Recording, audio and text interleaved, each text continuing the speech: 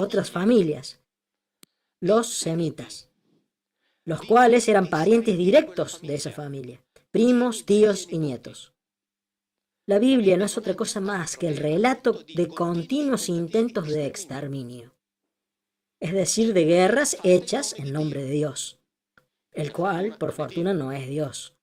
Pero como para la doctrina cristiana ese es el Dios Padre, si hacer la guerra en nombre de Dios es satánico, entonces la Biblia es satánica. Y sobre esto no hay ninguna duda. Y cuando escuchamos hablar de la barbarie que son las guerras santas, cuando la Biblia no es otra cosa que una sucesión de guerras santas. E incluso acá en la Biblia de la familia cristiana, las guerras de exterminio son llamadas la guerra santa contra los madianitas. ¿Y qué diferencia hay entre la guerra santa descrita acá y las guerras santas de la actualidad? Ninguna. Ninguna. O sea, es inútil mirar para otro lado, la raíz es la misma. Lo que necesitamos es entender eso. Nosotros, por suerte, en la evolución a través de los siglos, llegamos a tener leyes laicas que impiden que se apliquen estas leyes religiosas. El Islam no tiene esa distinción entre las leyes laicas y las leyes religiosas como tenemos nosotros acá. Y entonces no hacen ninguna distinción. Y no hacen ninguna distinción en absoluto. Y no es que estas son leyes guerras santas y las de la actualidad son guerras bárbaras. No, no, no. Son exactamente lo mismo. Por otro lado, si reflexionamos un momento, más allá de las traducciones, antes incluso de las traducciones, en mayor o menor medida todos nosotros hemos sido educados, hemos crecido dentro de esta religión occidental que es el cristianismo. Esta religión tiene su raíz en el Antiguo Testamento. El Antiguo Testamento es una colección de libros de los cuales no sabemos nada. Es decir, aparte de tener el código escrito en el cual escribieron ese libro, no sabemos más nada. Es decir, no sabemos quién lo escribió, no sabemos cuándo lo escribió, no sabemos cómo fue escrita originalmente y no sabemos cómo se leía. Resumiendo, no sabemos nada de ese libro. La cosa curiosa es que cuando se habla de exactamente eso es lo que me ha estado pasando en estos últimos 6 años, y es que cada vez que uno habla de esto le dicen, las fuentes, deme las fuentes. Ahora, si a usted le preocupan tanto las fuentes, agarre el Antiguo Testamento y tírelo al contenedor de la basura, donde tira las cartas con publicidad que le mandan las empresas, porque el Antiguo Testamento es un libro que no tiene fuentes. Así que si usted es de los que le da vital importancia a las fuentes, olvídese de ese libro. Porque yo, por lo menos, en mayor o menor medida, las fuentes de lo que yo digo, las doy. Pero si yo hoy le digo a los teólogos, deme las fuentes de la Biblia, ninguno me las puede dar. Porque no existen. No sabemos quién la escribió. Solamente sabemos que la escribieron decenas y decenas y decenas de personas, a lo largo de muchísimos siglos. La única certeza que tenemos, lo cual fue declarado por estudiosos bíblicos israelíes, docentes en la Universidad de Israel, es que la Biblia que leemos actualmente no es la que se escribió originalmente, porque cada vez que la reescribían, la cambiaban. Esta es la única certeza que tenemos sobre la Biblia. Tanto es así que cada vez que tenemos la posibilidad de hacer una comparación entre el código masorético, que es el del que, digámoslo así, básicamente derivan las Biblias que tenemos en casa, y códigos más antiguos, como por ejemplo el del Qumrán, vamos a encontrar centenares de variantes. Centenares. También incluso dentro de un mismo libro. Por ejemplo, del libro de Isaías hay por lo menos 300 variantes. E incluso del mismo libro de Isaías no sabemos quién lo escribió tampoco, ¿eh? No caigamos en el error de decir, sabemos que lo escribió Isaías. No, no, no. Una persona antes de empezar la conferencia me dijo que trabajaba en la LDC, la casa editorial católica, la cual publicó una voluminosa enciclopedia sobre la Biblia, escrita completamente solo por docentes de la iglesia, ¿eh? Así que digamos que la hicieron y la publicaron hace varios años ya. Es una enciclopedia para especialistas, en el sentido de que es difícil de encontrar una en una casa. Van a encontrar en todo caso enciclopedias que están mejor presentadas y escritas de forma fácil de leer, pero ahí en esa enciclopedia está escrito, por ejemplo, sobre el libro de Isaías, y quien lo escribió era el presidente de la Comisión Pontificia Bíblica, etcétera. Escribe el profesor Pena, escribe, nosotros a los primeros 39 capítulos del libro de Isaías se los atribuimos a Isaías porque no tenemos motivos serios para negarlo. Van entendiendo, ¿no? No porque sepamos que los escribió él. Los capítulos del 40 al 55 se los atribuimos a uno que llamamos artísticamente el Deutero Isaías porque no sabemos quién es. Pero sí sabemos que fueron escritos 2 siglos después que los del primero. Y el último capítulo se lo atribuimos a uno que llamamos artísticamente el Trito Isaías, porque no sabemos quién es, y que escribió algunas décadas después del segundo. Así que el libro de Isaías, en la mejor de las hipótesis, fue escrito por 3 individuos que escribieron a lo largo de 250 años. Entonces, ¿por qué dicen que es el libro de Isaías? ¿Cómo se puede decir eso? Y sin embargo es lo que todos creemos actualmente. Pero no es así. Y eso está escrito en la Enciclopedia Católica. Solamente que, obviamente, nosotros no leemos la Biblia, menos que menos vamos a leer, obviamente, la enciclopedia escrita por los estudiosos, pero es así como les digo, y es válido para todos los demás libros. No hay ni siquiera una línea de la que podamos decir con certeza, sabemos que la escribió ese. Y no solamente del Antiguo Testamento, atención, también pasa con el Nuevo Testamento. Es decir, no piensen que los evangelios de Marcos, Lucas y Juan fueron escritos por Mateo, Lucas y Juan. Nadie sabe quién los escribió. Es la tradición la que lo dice. Pero no lo sabe nadie.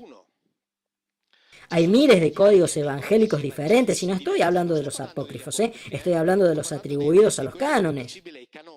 Y no hay 2 que sean iguales. Es decir, no hay 2 códigos que sean iguales.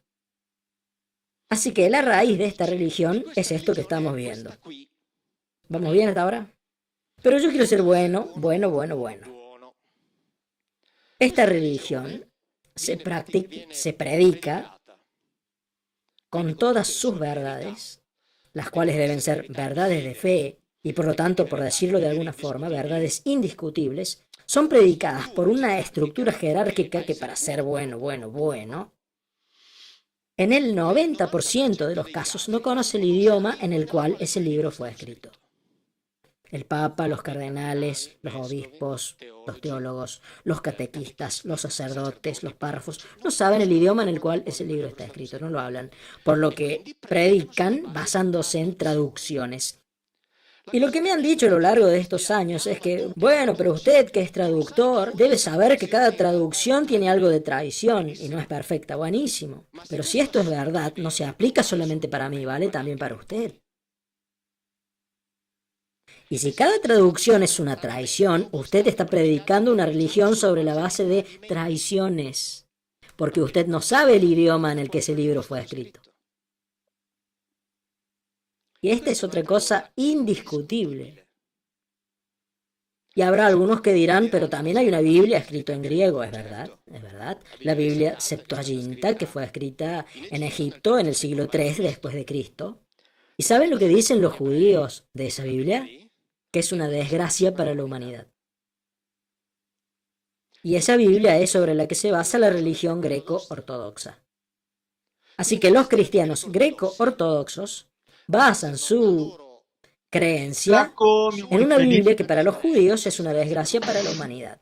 No están de acuerdo en nada. Los cristianos tienen, los católicos, tienen una cierta cantidad de libros antiguos testamentarios, un poco más de 40, que son considerados verdaderos. Los judíos tienen la mitad, los que consideran verdaderos. Los protestantes coinciden con los judíos, es decir, en desacuerdo con los católicos. Si agarramos la Biblia de los samaritanos, en vez de tener más o menos la veintena de libros verdaderos que tienen los judíos, ellos consideran verdaderos solamente 6. Y los samaritanos dicen, nosotros somos los custodios de la Torá. Si analizamos el cristianismo copto, ellos consideran verdaderos más o menos los mismos que consideran verdaderos los judíos, más otros libros que no son verdaderos ni para los judíos ni para los cristianos de Roma. Cada uno se hizo su propia Biblia. Y no hay nadie en el mundo que pueda decir la verdadera es esta. Cada uno cree lo que quiere. Y a todos les dicen, vos tuviste la suerte de haber nacido en el lugar indicado. Vos tuviste la suerte de nacer en el lugar donde tenemos la Biblia verdadera. Y eso se lo dicen a todos, Y nosotros creemos verdaderos esos libros de ahí porque nacimos acá. Si hubiéramos nacido en el Cuerno de África, hubiéramos escuchado decir que el libro etíope de Enoch es verdadero, pero como nacimos acá, escuchamos decir que es falso. Si hubiéramos nacido en Israel, nos habrían dicho que los libros verdaderos son solamente un cierto número. Si hubiéramos nacido un poquito más al norte de Judea, es decir, en Samaria, nos hubieran enseñado que los libros verdaderos son 6. Esta es la base. Y repito, quienes lo predican, en el 90% de los casos, no sabe el idioma en el que está escrito. Y por lo tanto lo predican basándose en traducciones. Y las traducciones están en constante mutación. Fueron cambiando a través de los siglos y están cambiando ahora, y les puedo garantizar que seguirán cambiando. Esta noche veremos algunas cosas con las cuales haré una predicción. Mostraré las palabras que desaparecerán de la Biblia en el año que viene, en 2020. Y son palabras importantísimas, y eso después lo vamos a ver. Es decir, no sabemos nada del texto, es un texto sin fuentes, es predicado por gente que no sabe el idioma en el cual fue escrito. 1.000.200.000, 1.200.000, 1.000.000.000 y 300.000 cristianos, aunque acá quiero ser bueno. 1.000.000.000, creen ciegamente en lo que está escrito en un libro que jamás leyeron. ¿Es verdad o no es verdad? Ahora bien, si en vez de hablar del cristianismo, que es una potencia mundial, o sea, es la potencia mundial, estuviéramos hablando de una secta de 200 personas, en la que hay un gurú que predica sobre la base de un texto del cual no se sabe nada, que tiene debajo de él una decena de colaboradores que no conocen el idioma en el que está escrito ese texto, pero que predican ese texto, y después hay 160, 130 discípulos que creen ciegamente en lo que ellos les dicen sin haber leído ese texto. ¿Qué vamos a pensar nosotros? ¿Que habría que meterlos presos o no? Porque eso es lo que es el cristianismo. Solo se necesita tener el coraje para decirlo. Y acá no tienen nada que ver las traducciones las vemos después, pero no tienen nada que ver las traducciones. Esta es la situación. ¿Es verdad o no es verdad que esta es la situación?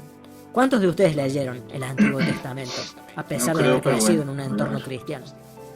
Todo. 1, 2. ¿Todo? Bueno. ¿Vieron cuántos levantaron la mano, no? Y normalmente se cree en ese libro que es predicado por personas que no saben el idioma y está siendo predicado por partes cuidadosamente seleccionadas por personas que no saben el idioma en el que fue escrito. Y este es el hecho concreto.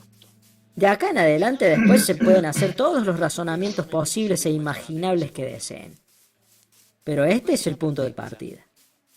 Ahora bien, esta es la razón por la que digo que el Papa tiene mucha suerte. Porque el Papa dice, entre otras cosas, leo: hacer la guerra en nombre de Dios es blasfemia, es satánico. Josué capítulo 10, versículo 28.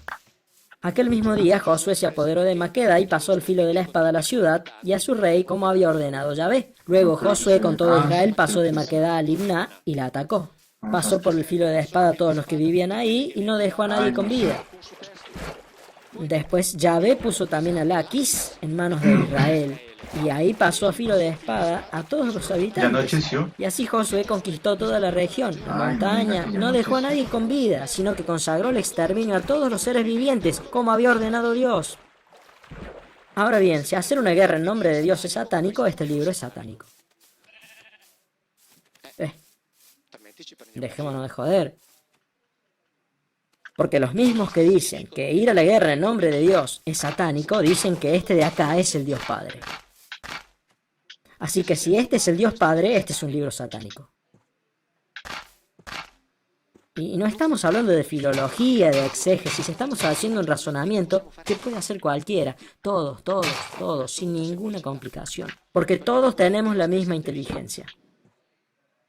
Y cuando la lean, cosas por el estilo, las van a encontrar continuamente, porque la Biblia habla de esto.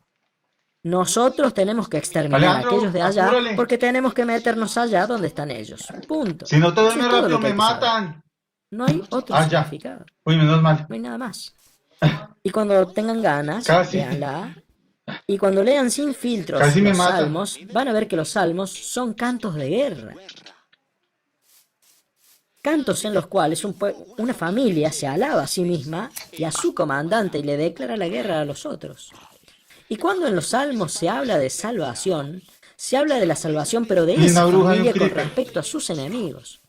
Después todo esto fue tomado por la teología y fue transfigurado, transmitido, transportado en ese mundo metafísico que la teología elaboró e Uy, inventó. mire qué bacano eso por Pero en la allá. Biblia ese mundo no Lleno de existe, cañas. porque no existe. Cuando digo que no existe, esto es algo que repito siempre, yo no digo que Dios no existe, no digo que el mundo espiritual no existe, porque yo del mundo espiritual no sé nada. Yo de Dios no sé nada. Por lo tanto, no hablo de eso. No me pregunten a mí si Dios existe o no existe, porque yo no lo sé. No me pregunten cuál es la verdad, porque yo no sé cuál es la verdad. No lo sé ni siquiera para mí, así que imagínense si le tengo que enseñar a otro. Yo lo que digo solamente es que este libro no habla de las cosas que dicen allá, punto. Como no hablan todos los otros libros de la antigüedad. Este, desafortunadamente, cayó en manos de los teólogos. Los teólogos deben ocuparse de la teología. De hecho, cada tanto, en Cerdeña, Liguria, un teólogo enojón sia a Loano sia dove Olbia, sì, forse Olbia. ¿en qué estaba? No, vicino a Cagliari. No sé qué. Dijo, este tipo habla Me fui re boludeces. lejos de la Porque yo cabaña que estudié hice. teología, bueno, por eso. Él estudió teología. Yo en lugar de eso estudié la Biblia. Que con la teología no tiene nada que ver. Y eso es todo. Hay una diferencia sustancial Pero ¿cómo entre las hacer dos si? cosas, importantísima. Porque incluso si leen los estudios judíos publicados, incluso en griego, verán que dice que en el idioma hebreo no existe ni siquiera la palabra para hablar de Dios. No existe. ¿Dónde estoy yo? En el idioma hebreo no existe una palabra para decir crear. Y para crear de la nada, mejor ni hablemos. Bueno, Es decir, los conceptos fundamentales, eso después lo vemos, no existen. Tanto es así que para poder hacer que la Biblia diga lo que no dice, fue necesario incluir la categoría exegética interpretativa de la alegoría y de la metáfora. Y acá verdaderamente nos pasamos. Porque es un libro del cual no sabemos quién lo escribió, no sabemos cuándo lo escribieron, no sabemos cómo fue escrito, no sabemos cómo se leía. Solamente sabemos que lo que hoy leemos no es lo que se escribió originalmente. Pero pretendemos saber que aquellos que lo escribieron, que no sabemos quiénes fueron, cuando escribían una cosa querían decir otra. Y da la casualidad de que esa otra cosa es lo que le interesa a los teólogos. Lo leo constantemente porque se podrán imaginar todas las cosas que me escriben. Si entre ustedes hay alguien que me siga por internet sabrá de lo que hablo. Y así que hay algunos teólogos que me dicen, pero la Biblia hay que tomarla 50% literalmente y 50% alegóricamente. Es decir, que la tenemos que agarrar y empezar esto sí, esto no, esto sí, esto no, esto sí, esto no. ¿Quién hace esto? Nadie debería hacer esto, porque quien lo haga, lo hará según su propio punto de vista. Y ahora bien, yo hace años que la leo haciendo de cuenta que, y lo digo, hagamos de cuenta que cuando los autores bíblicos, que no sabemos quiénes fueron, escribieron algo, querían decir eso mismo, porque hay algo concreto. Eso lo dijeron, porque está ahí escrito, eso lo dijeron. El resto, es decir, lo que quisieron decir está dentro de la cabeza de cada uno. En el sentido de que cada uno de nosotros es libre de pensar, no, cuando escribieron eso quisieron decir esto otro, perfecto, pero eso es algo que pensás vos. La realidad es que escribieron eso que está ahí. De ahí en adelante son interpretaciones personales. Obviamente es lícito si piensan que es Dios el que lo dice, porque cada uno es libre de tener su fe, así que es libre y por lo tanto tiene que seguir lo que para él o ella es la voluntad de Dios.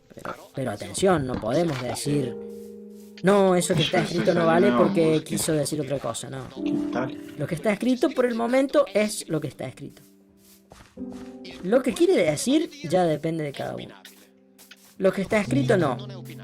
Y lo que está escrito está ahí.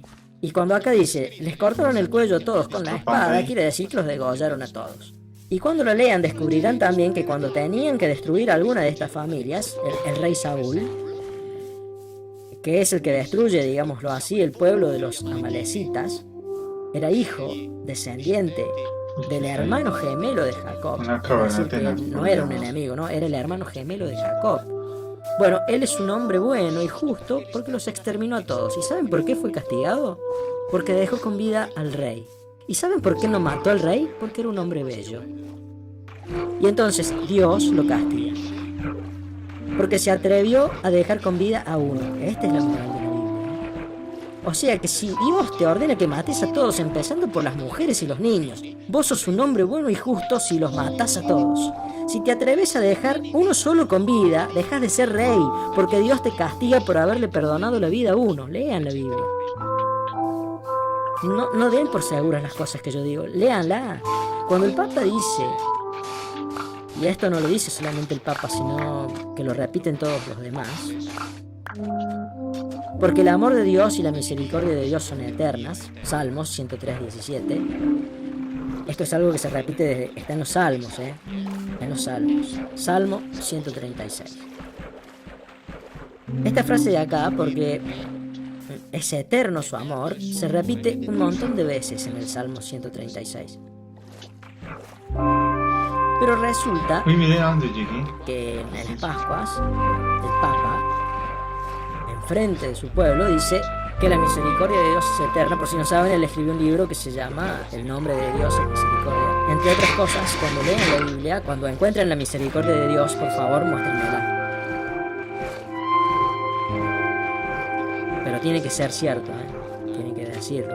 Porque es eterno su amor. 1, 2, 3, 4, 5, 6, 7, 8. Acá en esta parte está escrito casi 20 veces. Bueno, genial, es eterno su amor. Al que hirió a los primogénitos de Egipto, porque es eterno su amor. Y sacó de allí a Israel, porque es eterno su amor. Con mano fuerte y brazo poderoso, porque es eterno su amor.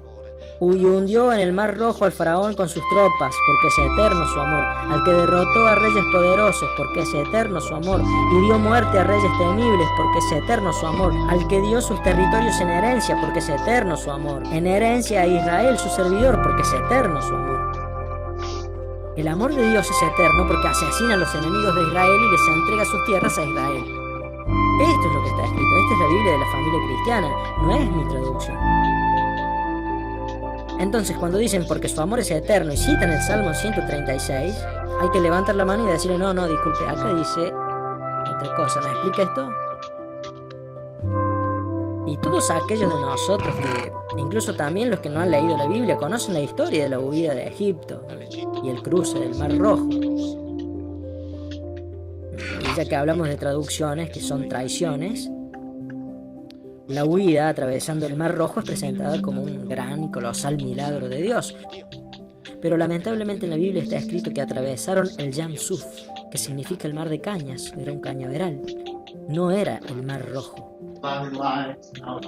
Y los que no saben el idioma lo predican como el cruce del Mar Rojo. Ya saben, con los 2 muros de agua. Los que son viejos como yo recordarán la película Los 10 Mandamientos con Charlton Heston, se deben acordar. Bueno, todo eso no existe, no pasó. Atravesaron un cañaveral, un pantano. Y en la Biblia se menciona 3 veces ese cruce. Cada una de esas veces lo llama el Yam Suf. Y si hay alguien entre ustedes que sepa hebreo, pregúntenle qué quiere decir Yam Suf, mar de cañas. Pero esos que lo predican y que no saben el idioma, lo predican como el cruce del Mar Rojo, como el gran milagro de Dios, que no existe, porque ni siquiera aparece en la Biblia. Tanto es así que si ustedes agarran la Biblia traducida literalmente del hebreo, van a encontrar que dice Mar de Cañas y no Mar Rojo. Y no es la traducción mía. Van a encontrar que dice Mar de Cañas. ¿Entienden? Así que, cuando se habla de estas cosas de acá, se habla precisamente de una estructura que predica la Biblia basándose en este tipo de, digámoslo así, traducciones. Pero traducciones que se vuelven un poco más problemáticas si nos ponemos a examinar el concepto fundamental. Porque cada vez que ahí se habla, que aparece discutido, predicado del Antiguo Testamento, y se predica a Dios, Ay, me maté. obviamente, ¿de qué se habla? Del Dios eterno. Tanto es así que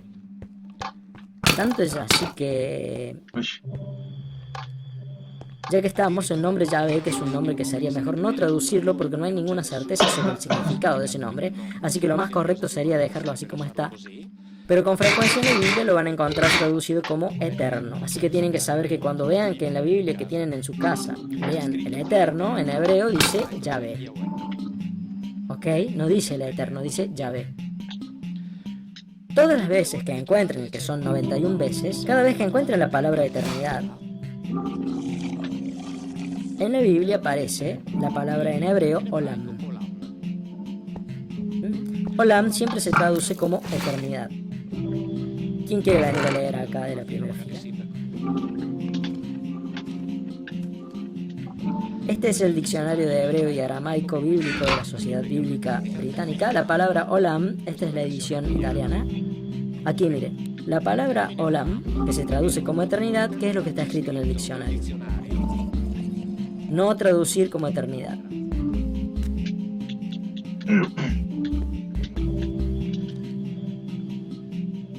Está escrito en el diccionario. No traducir como eternidad.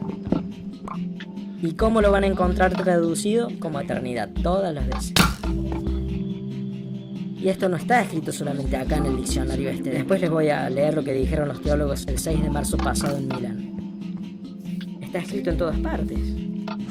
Pero los que predican la Biblia hablan de eternidad cuando hablan del Antiguo Testamento. Pero la palabra eternidad no está. No existe ni siquiera el término. Y está escrito en el diccionario que no existe. ¿Por qué entonces lo traducen siempre como eternidad?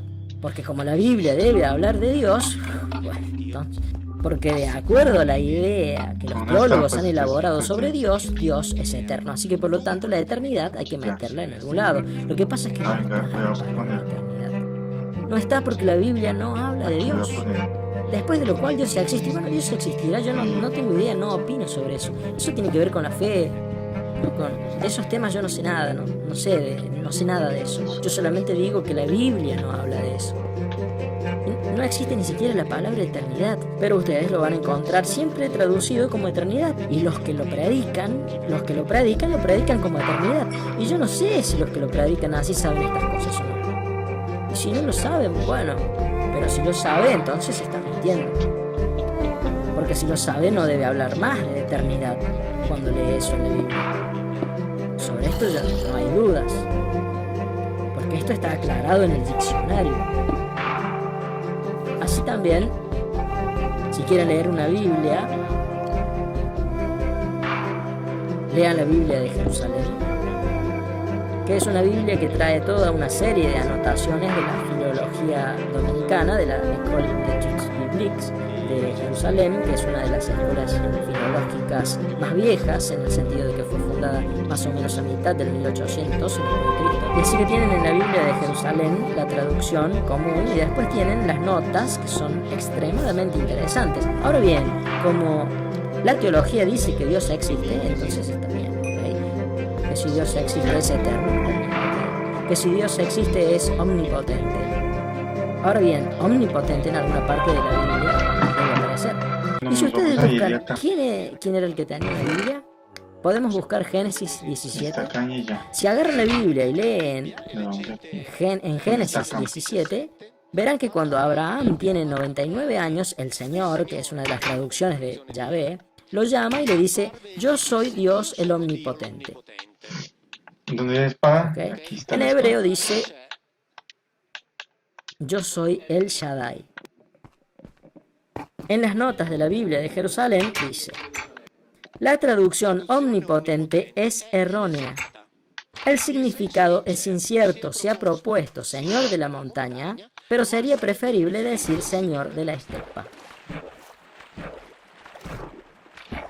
Ahora bien, este sujeto que se le presenta a Abraham, según la hipótesis más acreditada, le dice: yo soy el Señor de la estepa. ¿Pero qué es lo que van a encontrar en la Biblia? Yo soy Dios el omnipotente. Pero que no significa omnipotente, El lo escriben rey ellos mismos. fantástico. Vamos a regresar donde mi ¿Y hermano. por qué lo escriben así? Porque como es Dios, Vamos a debe ser necesariamente volver a omnipotente. Pero la Biblia no habla de Dios, así con que mi no habla de ningún hermano. omnipotente. Creo que sí. La Biblia no habla creo de que Dios, así sí. que no habla de eternidad. Pero si en el diccionario está escrito no traducir como eternidad, ¿no deberíamos dejar de traducirla como eternidad? Viendo que los que lo dicen son ustedes y no Mauro Biglino, que no importa para nada. Lo dicen ustedes, que no debe, lo escribieron en el diccionario. ¿Entienden? Yo si le tengo que cambiar una palabra al libro que escribí para Mondadori, le escribo al editor y le digo, mira, ahí hagamos esta corrección. En la próxima edición cámbiala y pon esta otra y se sigue imprimiendo con la nueva. Toma 10 segundos cambiar eternidad y cambiar omnipotente en la Biblia. Lo saben, lo escriben en las notas, pero acá lo siguen escribiendo omnipotente. ¿Por qué? Y porque a mí me parece que si hacen eso, después va a venir un fiel, va a leer la Biblia y va a encontrar yo soy el Señor de la Estepa y va a decir, no, Creo mentira, que sí. acá hay algo raro. Pero, si uno lee toda la Biblia se da cuenta de que el Señor de la Estepa encaja perfecto, porque es Había ido coherente en con todo canoa, el pero me resto. tocó En así. cambio, omnipotente no es coherente con nada, porque Yahvé de acá va a ser omnipotente. No fue capaz de cumplir ni siquiera una sola promesa de todas las que les hizo. ¿Qué va a ser omnipotente? Tenía sus colegas que lo frenaban, así que hizo lo poco que pudo llegar a hacer. Piensen que al principio le prometió a Abraham, yo te daré todo el territorio que está entre los dos grandes ríos, es decir, del Nilo al Éufrates. Y pasaron los siglos y los siglos y los siglos y solamente logró conquistar algunas parcelas de pasto y un par de montañas en Canaán. Nada que ver con el Nilo y el Éufrates. ¿Qué me vienen con que es omnipotente? Era el Señor de la Estepa. El Señor de la Estepa es coherente con Creo toda que la va a Biblia. poder. Omnipotente Pero es ese totalmente menos, ¿qué es lo incoherente que con todo lo significa? demás que está escrito en la Biblia. Totalmente incoherente. Lo que pasa es que no la No leemos. sé qué significa ese menos. Porque si la leyéramos diríamos, pero ¿por qué este coso dice que es omnipotente si después... Y no, no lo es, ni siquiera está escrito eso. Ni siquiera está escrito eso. Y lo dicen ellos No, mismos. no creo que está pueda escrito ir. eso, no yo. Entonces que lo saquen. Blue Bible Project Ahora, is si en hebreo no sleeping in existe una bed. palabra que signifique To Dios, skip to dawn, si no existe el all término players need to omnipotente, si sleep no in existe la beds at the palabra same eternidad, entonces time. ¿de qué estamos hablando acá? De un libro sobre el que se No sé qué basan será. todas las religiones que ¿Será conocemos que sí y que puedo es ir? predicado por gente que no sabe ese idioma, No, parece que que no es se predicado pudo. por partes y que es aceptado como verdad por gente que nunca lo leyó. Esta es la realidad. Y a los que lograron esto los tengo que felicitar porque verdaderamente se merecen ampliamente Vamos a ver el si sí se premio puede, no Nobel al creo que control de pueda. las mentes. Con honores, porque la verdad es que son unos genios. Después se entiende también por qué es que durante siglos estas cosas fueron impuestas también usando la violencia, con la prohibición incluso de tener la traducción. Así que quien tuviera en el medioevo la traducción en lengua vulgar debía entregársela al obispo porque bueno, había riesgo de que alguno la entendiera. ¿No? Había riesgo de que quien la leyera después la entendiera o de que alguno empezara a hacerse preguntas. Pero esta es la verdad. ¿Me entienden? Y lo dicen ellos mismos.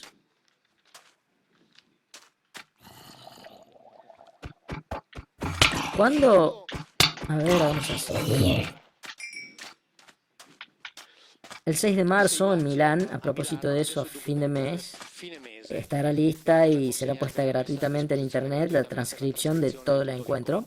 La transcripción está completa, están haciendo algo bonito, le están poniendo una tapa linda, una portada, y después se pondrá a disposición gratuitamente en internet. Hablo de este encuentro que se realizó el 6 de marzo en Milán, entre varios teólogos. Éramos 5. Había un un sacerdote docente de teología en la Facultad de Teología de Italia del Norte, el rabino principal de la comunidad judía de Torino. Los rabinos, ya sabrán, son aquellos que son los más acreditados para estudiar y explicar la Biblia, es decir, los más acreditados oficialmente. Había un arzobispo ortodoxo y estaba uno de los biblistas italianos más importantes, que es un valdense que, entre otras cosas, leímos hace un rato esto, ¿no? Sobre Olam. El doctor Garrone, es uno de los firmantes, es decir, uno de los que escribieron el diccionario de hebreo y arameo bíblico, es decir, el diccionario de hebreo y arameo bíblico de la Sociedad Bíblica Británica. Uno de los autores es el señor que estaba sentado a mi izquierda. Y así que encaramos algunos temas fundamentales.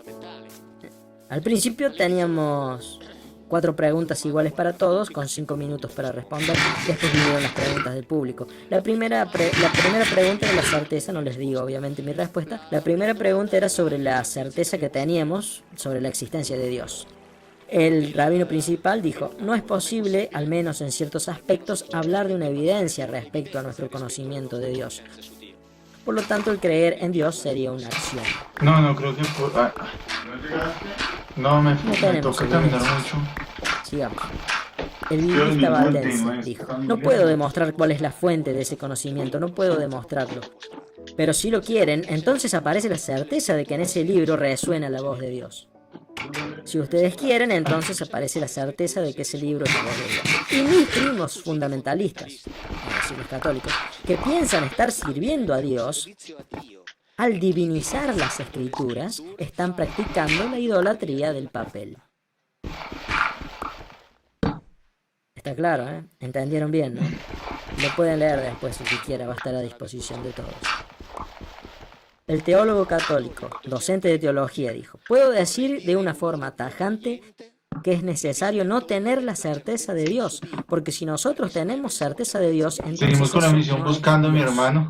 Seguimos con la misión El debate podría haber terminado acá. para encontrar De dónde. acá en adelante, para mí ya estaba todo. ¡Misión! ¡Encontremos a mi hermano! En el sentido de que cuando pusimos, yo no me ocupé de eso porque lo hizo otro, pero uno de los editores que organizó este debate le llevó 1 año y medio para lograr que estas personas asistieran a este debate. 1 año y medio. Porque nosotros queríamos que fueran profesionales calificados, no del montón. No esos que me atacan en internet, que se inventan interpretaciones, exégetas, y que son tan conocedores de la Biblia y que me tiran con todos. No, queríamos gente con credenciales. Y, bueno, logramos reunir profesionales destacados. Y las respuestas fueron estas. Ahora no tenemos, dice la periodista, ahora no tenemos certeza de Dios.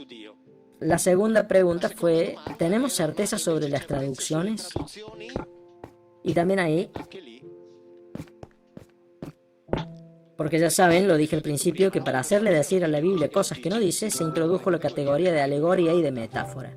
Y yo digo, buenísimo. Ahora bien, si la alegoría y la metáfora son las categorías que van a ser utilizadas, agarremos el primer versículo del Génesis, donde dice al principio Dios creó el cielo y la tierra. No quiere decir esto, pero digamos que en principio Dios creó el cielo y la tierra, y esa es claramente una alegoría, ¿o no? Es decir, como ese pueblo no sabía, como tampoco sabemos nosotros ahora, cómo se originó el universo, se inventaron la alegoría de uno que lo creó.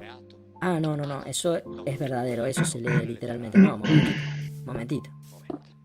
¿Quién es el que establece? ¿Quién es el que dice qué versículo se lee literalmente y cuál alegóricamente? Díganme cuál es la ley y la regla, porque si yo soy un fiel y quiero leer la Biblia desde el momento en el que la Biblia sería el libro que Dios dictó para llegar a mí, entonces díganme cuál es la regla, y lo concreto es que esa regla no existe. Así que son ellos los que de tanto en tanto establecen, cuando les queda cómodo a ellos, lo que se debe leer literalmente y lo que se debe leer como alegórico. Así que hablamos de esto. El rabino principal, el doctor Ariel Di Porto, dijo, el primer versículo del Génesis es muy problemático porque si leen las interpretaciones que han sido dadas, encontrarán todo lo contrario de todo. Las indicaciones que dicen que debe ser leído en modo alegórico derivan por lo tanto de las tradiciones rabínicas. De nuevo, aparece alguien que se dice a sí mismo, esto de acá hay que leerlo literalmente y esto hay que leerlo en modo alegórico. El biblista valdense dijo, ahora sin duda, en el minuto 48:39 del debate, ahora definitivamente ya no tengo dudas. La Biblia no debe ser leída alegóricamente si tomamos alegoría en el sentido técnico, es decir, como ha sido usada a lo largo de la tradición de la Iglesia. No se lee alegóricamente. Estamos de acuerdo, hace 6 años que digo, hagamos de cuenta que es verdad lo que está escrito y veamos qué sale de todo eso. Así que la alegoría está liquidada, la Biblia debe ser leída como está escrita. Fantástico, se lo firmo. La Biblia se lee como está escrita. ¿Me entienden? Ahora bien, si todas estas cosas las decimos públicamente, ¿entienden que no hay necesidad de hacer estas conferencias y tendríamos que estar andando en bicicleta? Como dije al principio. Y así que tenemos este problema del que hablamos, donde concluimos en que la Biblia no debe ser leída alegóricamente. Y por cierto, estas cosas de acá no están solamente escritas acá. Si ustedes agarran el libro de Sergio Quincio, el teólogo, que cita incluso Gershom Scholem, que es uno de los más importantes, ¿cómo decirlo?, teólogo, pensador, cabalista judío, dice que quien lea el Génesis, también la Torá, es decir, los primeros 5 libros del Antiguo Testamento, pensando encontrar dentro el concepto espiritual, es víctima de una colosal ilusión. Y eso es verdad. No tiene nada de espiritual. Ahí. Después que el mundo espiritual existe, buenísimo. El mundo espiritual existe, yo no tengo nada que decir sobre eso. Pero la Biblia no habla de eso. La Biblia no se ocupa de eso. Punto. Después de lo cual cada uno buscará el mundo espiritual, hablará con los ángeles. De eso no tengo nada que decir. ¿Qué me importa a mí? No me calienta eso. Pero que no me vengan a decir que los ángeles son los que se mencionan en la Biblia, porque de eso sí que tengo cosas para decir. Pero todo está ahí. Ahora bien, que la Biblia no se lee de esa manera, lo dicen un montón de teólogos. Un montón. Pero después, cuando le hablan a la gente, tienen que decirles que dice la eternidad, que dice el omnipotente, que existió la creación, porque si no se les cae todo el circo. Se cae como una piedra. Pero se cae todo, no en el sentido de que se cae la Biblia, se cae todo eso que le construyeron arriba. Y la Biblia finalmente aparece con su verdadera moral, con su verdadera esencia, no como un libro de fábulas, sino como un libro que cuenta cosas concretas. Y cada tanto aparece alguno que me dice, usted quiere destruir la Biblia. No, yo estoy defendiendo la Biblia. No la quiero destruir, la estoy defendiendo y digo, miren que ahí está escrito esto. Después de lo cual hagan lo que se les cante, pero sabiendo que está escrito esto. Ahora bien, después se dijo, muy bien, pasemos a las traducciones. Hay cosas que ahora no son compartidas por todos, naturalmente. Y se habló de eso, por ejemplo, se habló del omnipotente. Y el arzobispo ortodoxo, por ejemplo, dijo, pero en efecto yo creo que acá estamos todos de acuerdo, como decía Mauro, ya había hablado antes, donde tantas veces se debe releer el texto bíblico. Hay que releer un texto donde muchas veces se pierde el sentido de la palabra, como por ejemplo omnipotente, que no tiene nada que ver con el texto original. Pero si no tiene nada que ver, que lo saquen. Es simple la cosa, se hace en un ratito. Van y lo sacan. Cuando se habló de la eternidad, lo que leímos al principio, el biblista dijo, es cierto, cada tanto advierto que hay un poco demasiado de precomprensión cristiana en la elección de las palabras, de ciertas bases, etc. Un poco demasiado de precomprensión cristiana. Pero se entiende que el autor es un piadoso cristiano. Y así que derribamos una puerta abierta cuando decimos que debemos corregir muchos errores o imprecisiones en nuestras traducciones. Derribamos una puerta abierta. Pero si la puerta está abierta, este error de acá lo tenemos que cambiar ahora sabiendo que es un error. Y si sabemos que son errores y continuamos escribiéndolos, ya no son errores, es falsificación deliberada. Porque él, cuando dice no traducir como eternidad, él en un cierto punto, el biblista valdense, él había dicho antes, me sorprende que Biglino se sorprenda de esto. ¿Por qué? Porque en lo que me respecta, repite, se rompe una puerta abierta. Todos los diccionarios, todos los grandes diccionarios dicen eso, incluidos los diccionarios teológicos. ¿De qué? Pero entonces, si todos los grandes diccionarios, incluidos los de teología, dicen eso, ¿queremos sacar eternidad de la Biblia? ¿De qué? Sacamos para toda la eternidad la palabra eternidad de la Biblia porque no está. Y si no está, entonces saquémosla. El problema es que no se trata de eliminar un concepto, no se trata de eliminar una cosa que fue agregada artificialmente. Y en el momento que sabemos que fue puesta artificialmente, hagamos algo porque ya sabemos que es una falsificación si se continúa publicando, ¿no? Porque si yo tuviera el mismo problema, un problema similar en alguna de mis traducciones y me lo hacen notar, a mí además me hubieran linchado inmediatamente, pero yo a partir de la impresión del día siguiente lo hubiera hecho cambiar, es obvio, ¿no? Si uno se da cuenta que hay un error, lo corrige. En cambio acá no, lo dicen todos, pero ahora en este momento en el mundo, en alguna parte, se están estampando miles de Biblias con la traducción eternidad. Y si no existe, entonces cambiémosla. Y esto fue mucho más allá. Escuchen lo que dijo el teólogo católico.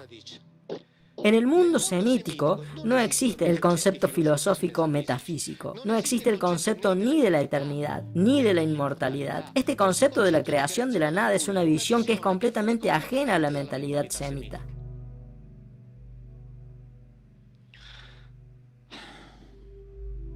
El concepto de la creación desde la nada es una visión completamente ajena a la mentalidad semita. No está.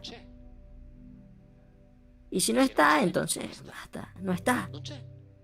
Tanto es así que si leen las obras de muchos otros teólogos, ellos dicen que, o sea, son traductores, exégetas judíos, todos docentes universitarios en la universidad judía, tanto en Estados Unidos como en Israel. Por ejemplo, ellos escriben en libros como, a ver si acá en un libro como este, que es un libro de la Sociedad de Publicaciones Judías, donde escriben todos rabinos, todos docentes universitarios. Acá está escrito que el relato de la creación no es otra cosa que el relato de una serie de subdivisiones en una cierta situación para tratar de poner Quiero que los demás, mira, cobre, lingotes. Docentes Mira, universitarios, un regalo, creación este está. un regalo. Pero mira todo ese No montón de está, no lingotes existe de ni siquiera cobre. el concepto metafísico. El cristianismo, ¿saben por qué Uy, existe? qué bueno, muchas gracias. Existe no, porque pues, existió la gracias, poco, filosofía griega. Mira, Beisa. La Pero mira, cual fue mira lo tomada que hay dentro del de esa cosa. platonismo y el neoplatonismo, metida a la fuerza ¿Viste lo que hay? dentro a los Mira, golpes mira, dentro, para hacerle decir a la Biblia cosas que la Biblia no dice.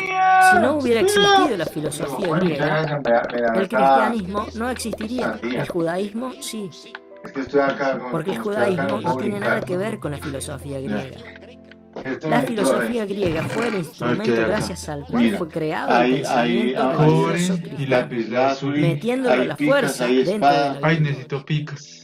Si hay cambiamos huesito, eso, la Biblia se hay convierte más en lo cobre, que es. Te hay doy- cobre. Un te doy libro las en el pi- cual te doy una estas picas de familia madera porque contó las la usas historia como de su carbón. relación Ahí. con un individuo, punto. Ya, sí, pero déjalas ahí, mételas abajo, hay más Tanto es cosas. así que un montón de cosas que digo yo, ¿Qué los vas a judíos lo comer? saben hace rato. Eso. Como después Tranquilo, coge lo que veremos necesites de cuando ahí. hablemos de la clonación, etc. ¿Sí te parece? Y uno Ale? entonces se dice, pero Mira, te voy a ¿por qué no regalar lo esto, dicen no sé. públicamente? Es mi No, regalo de porque no cumpleaños. tienen Eso como- ningún motivo Pero para no me decirlo. Te doy como una Porque el manzana de cristianismo oro. agarró ¿Quién sabe ese qué libro, poder te dará?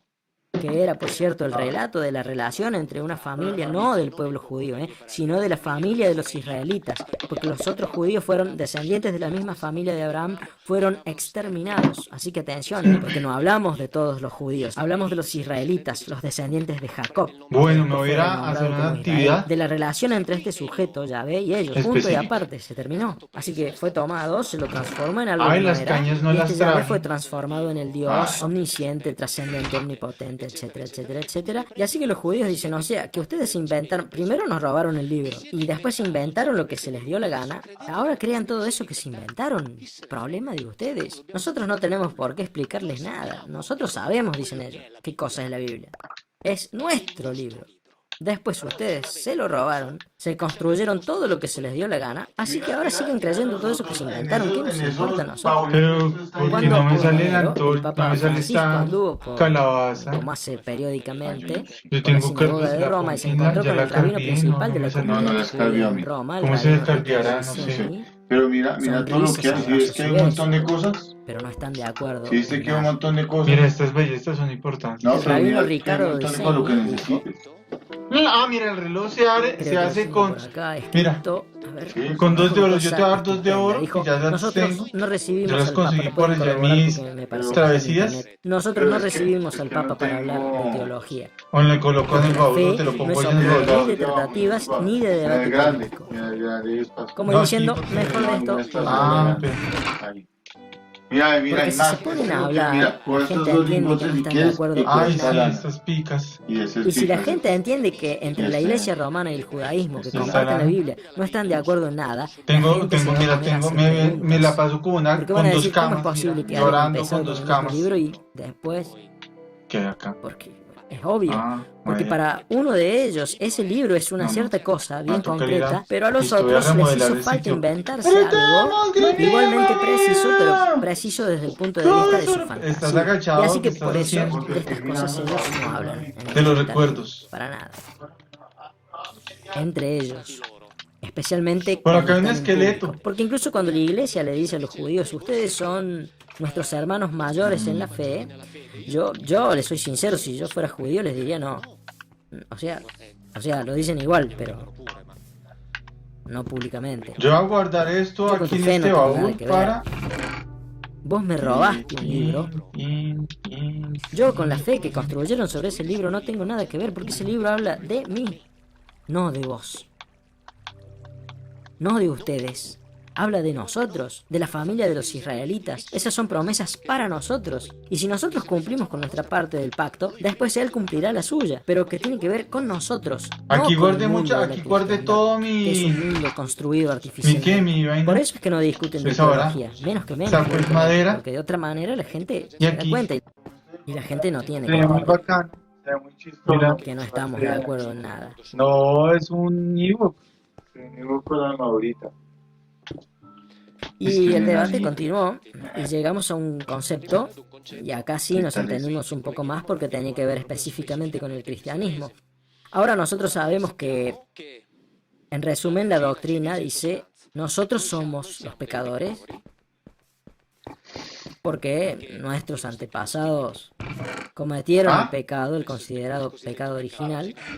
¿Dónde? Nosotros nacimos manchados por el pecado original. ¿Dónde está? Que este pecado original es el que trajo la muerte y el ¿Por sufrimiento dónde? al mundo.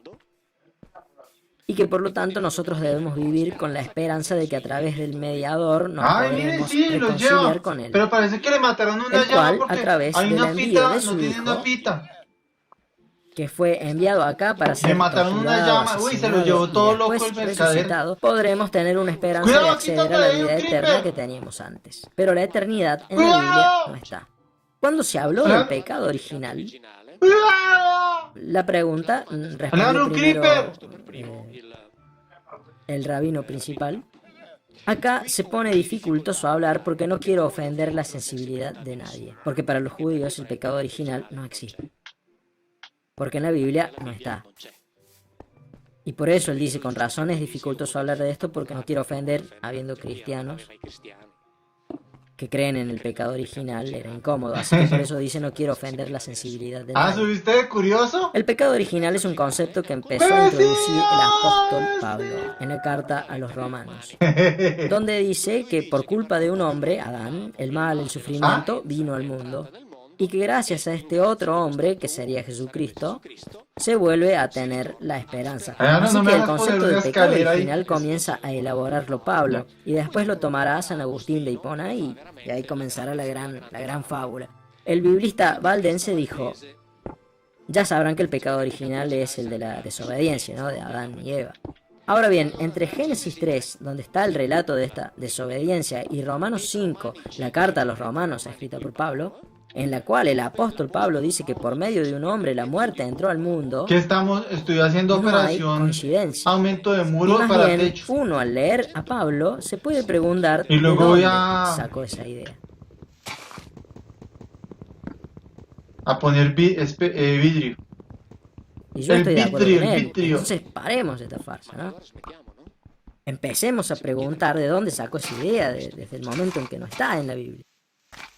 El católico dijo, hay que separar el concepto del pecado original del concepto clánico, es decir, que si los padres han pecado, los hijos sufren las consecuencias.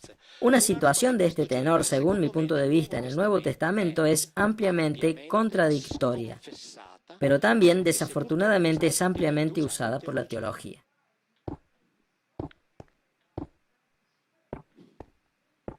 O sea, continuamos, yo me voy a comer una pizza, si ya está todo dicho.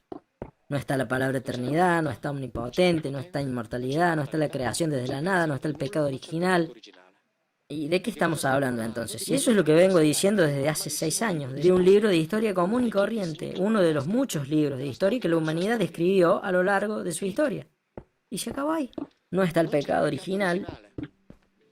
Y si no está el pecado original, acá en el auditorio está Laura Fecia, que escribió un libro muy bueno, que es Mi hermano Apariciones está viendo algo Marianas y abajo. Gran Fraude, y también está preparando otro, igualmente polémico, más incluso. En 1800, así que es un libro que recomiendo, en 1854, ¿Y eso? Pío IX, Pero acá arriba hay 3 proclamó camas. el dogma de la Inmaculada Concepción, el cual para muchos cristianos significa que la ¿Una Virgen camini? María concibió a Jesús sin hacer la cochinada del sexo. Ya voy. Inmaculada Concepción significa que Él es el único ser humano de toda la historia en haber nacido sin la mancha del ¡Sí, pecado ahora original. camine! Pero si el pecado original no existe, todos nosotros nacimos sin esa Allá está el mancha. mercador diciendo. Así que por lo tanto ese dogma es un dogma que mañana por la Y la mañana llama va a ser escupe. falso. O en la mejor de las hipótesis, dogma que mañana por la mañana desaparecerá. Uy, un creeper. Porque todos nosotros nacimos inmaculados, porque el pecado original no existe. Toca tener cuidado con esos señores. 1858. En Lourdes, A Lourdes, a Bernadette Con los Soubirous esqueletos, se le ¿cierto? aparece la figura femenina que ella llama aquero, que en el idioma, en el dialecto pirenaico, quiere decir aquella. Ella la llamaba siempre aquella. Eso después se convirtió en la Virgen cuando la Iglesia, como bien explica Laura, cuando la Iglesia se adueñó de todo esto. del tutto.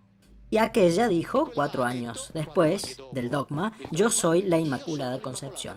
Ahora, si era la Virgen, ¿sabía de lo que estaba hablando? Di che cosa parlava? Viendo que el pecado original no Il existe. peccato originale non c'è. Y si no era la La Virgen, Madonna.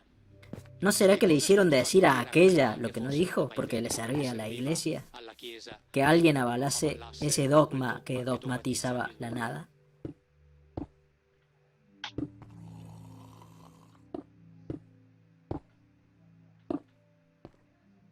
Biblia de Jerusalén. Estoy manteniendo el pacto, ¿eh? Patto, Ninguna traducción es mía. Así que aquel que no esté de acuerdo conmigo, porque puede haber alguno entre ustedes, ellos discuten entre sí y después dicen ellos los sabios y después nos dicen a nosotros los ignorantes cuál es la conclusión. Ah, ese creeper. Pero Jodón. que discuten entre ellos si no están de acuerdo. Es decir, discutan con lo que escribieron los diccionarios, que lo discutan con la Biblia de Jerusalén, que dice que no existe omnipotente, que discutan entre ellos. Nosotros podemos esperar, no hay problema. Tengo que Así hacer que, esto antes de que. Si no están de acuerdo, que se la arreglen entre ellos. Y no estoy hablando de usar ni siquiera una sola de mis traducciones. Les estoy diciendo que la respuesta a todo lo que dicen ellos ya está escrito en la Biblia. Pecado original. Génesis 3. Ya saben, cuando Adán y Eva desobedecieron. Por cierto, esto viene perfecto para hablar del libre albedrío. La primera vez que Adán y Eva toman una decisión propia, se la mandan a guardar. Así que este es el libre albedrío. Es decir, te hacemos libre para decidir, pero si no haces lo que decimos nosotros, ¿eso es libre albedrío? En lo que a mí respecta, no, discúlpenme. Es decir, todos los dictadores del mundo dicen, si no haces lo que digo yo. Ti dico io. Y si ustedes leen la Biblia van a ver que todo gira alrededor de esto. Si ustedes hacen lo que les digo, yo los ayudo. Y si ustedes no hacen lo que yo les digo, los aniquilo. Y eso es acá, acá, no en el más allá. Acá los extermino. Este es el libre albedrío del Dios bíblico. Que por suerte no es Dios, obviamente. Era un simple gobernante como todos los demás. Ahora bien, resumiendo, estos dos individuos toman esta decisión autónoma que entre otras cosas significa la de volverse autónomos desde el punto de vista de la reproducción. Eva, es muy probable, como está escrito incluso en la literatura rabínica, se unió sexualmente con uno de ellos. Caín es muy probable que sea hijo de uno de ellos. En cambio, Abel es hijo del encuentro sexual entre Adán y Eva. Y después al respecto les voy a leer algo curioso que pasó con Adán cuando le presentaron a Eva. Ahora bien, digamos, la desobediencia. Biblia de Jerusalén. Aquí no se habla de un castigo para el hombre, por motivo de una falta cometida, sino más bien de una medida preventiva. Así que cuando Adán y Eva toman esta decisión autónoma, los Elohim dicen, y lo pueden leer en la Biblia, lo pueden leer. Ahora el Adán se ha vuelto como uno de nosotros. Así está escrito, ahora el Adán se ha vuelto como uno de nosotros. Ahora, que no tenga acceso esto lo agrego yo, o sea, que no tenga acceso al árbol de la vida. Así que por eso, fuera de acá. Se trata de una medida preventiva porque los Elohim tenían terror de que el Adán, que ya ha entendido ciertas cosas, tuviera acceso al árbol de la vida donde se hacen otras cosas determinadas porque se podían volver poderosos y muy peligrosos para ellos. Se trata de una acción preventiva. Así que no es que los expulsan del paraíso como un castigo, los expulsan para evitar que se volvieran poderosos y que después se les pusieran en contra. Pero no termina acá. En lo que respecta al dogma del pecado original, escuchen bien esto, página 25, edición del 2013. No hay que buscar aquí todo eso que fue dicho después, ya sea que se trate de las relecturas bíblicas, por ejemplo la de Pablo en Romanos 5, o de las formulaciones dogmáticas de la Iglesia. No hay que buscarlas acá, porque no están.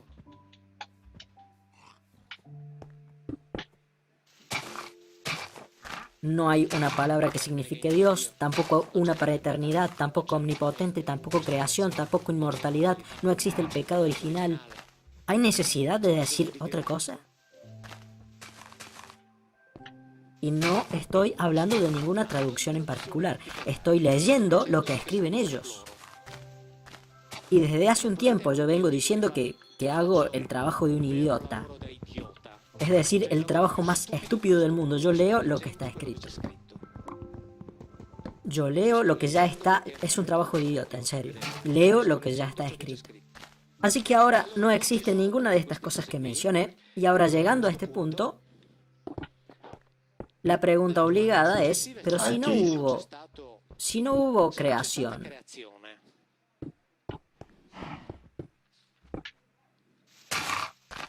pregunta la periodista.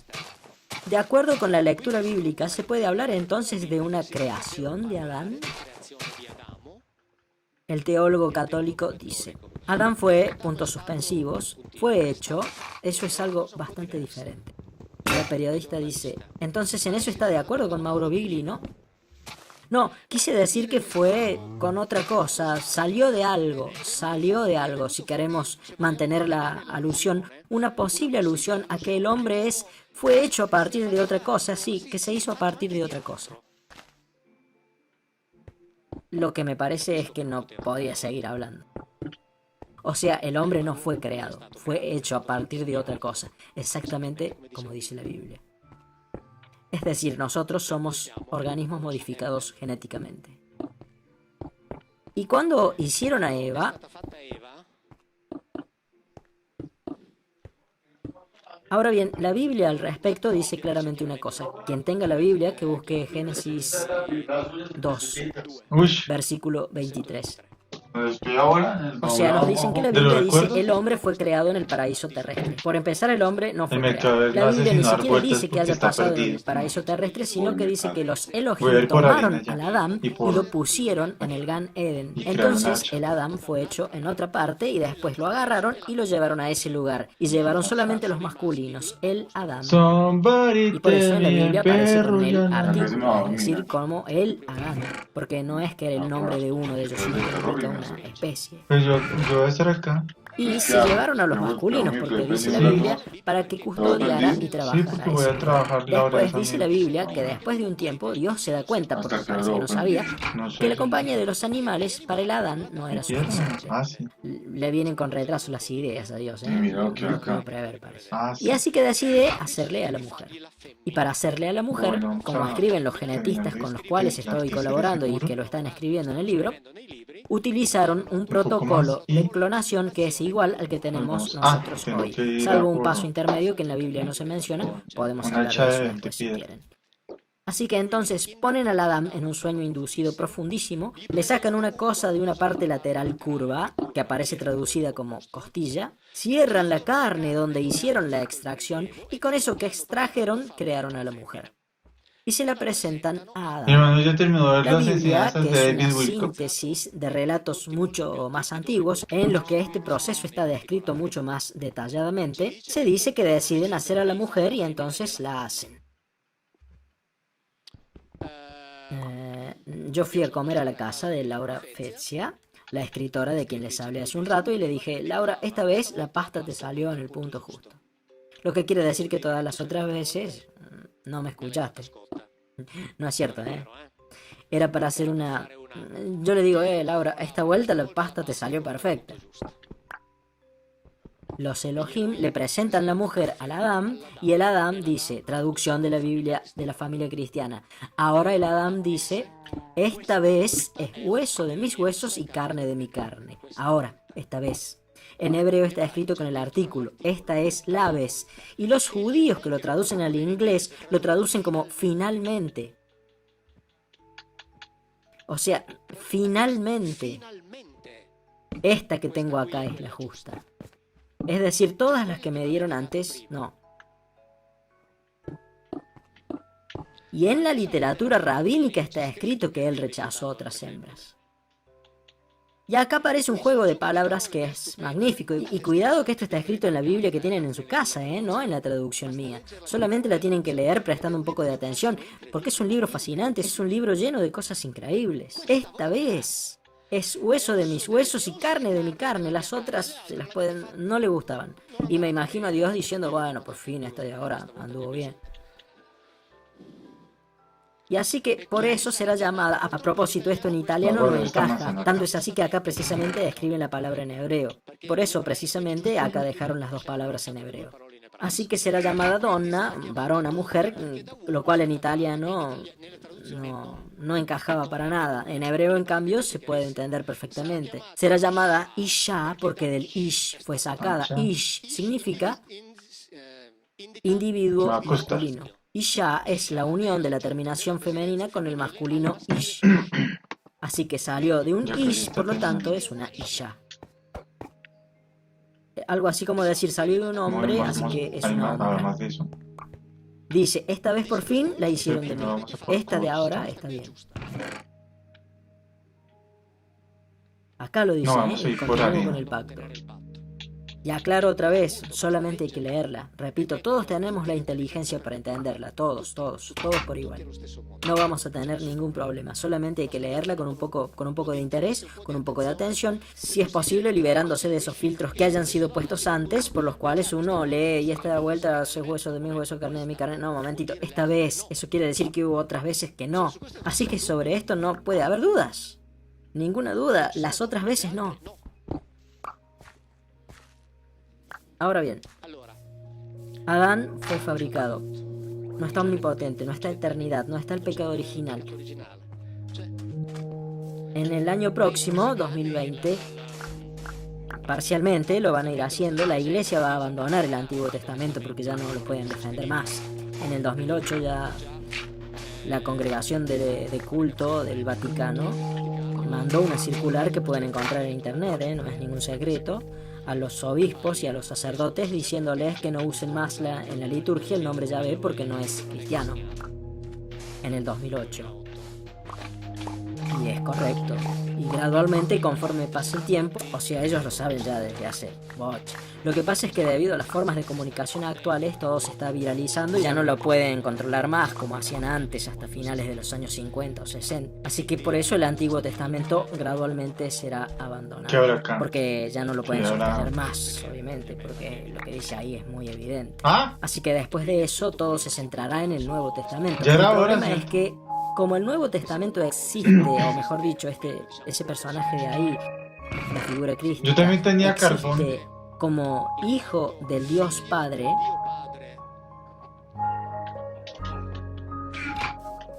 que es el Dios del Antiguo Testamento, y existe porque fue enviado para... El primer refugio está sido abandonado. enviado para reparar ¿Cierto? el daño mortal No provocado surtió por el el efecto pecado que se original. necesitaba. Pero si en el Antiguo Testamento no existe el Dios Padre, no existe el pecado original, Jesucristo entonces... O sea, es inútil negarlo. Si no existió lo otro, no existe esto. Ah, mire.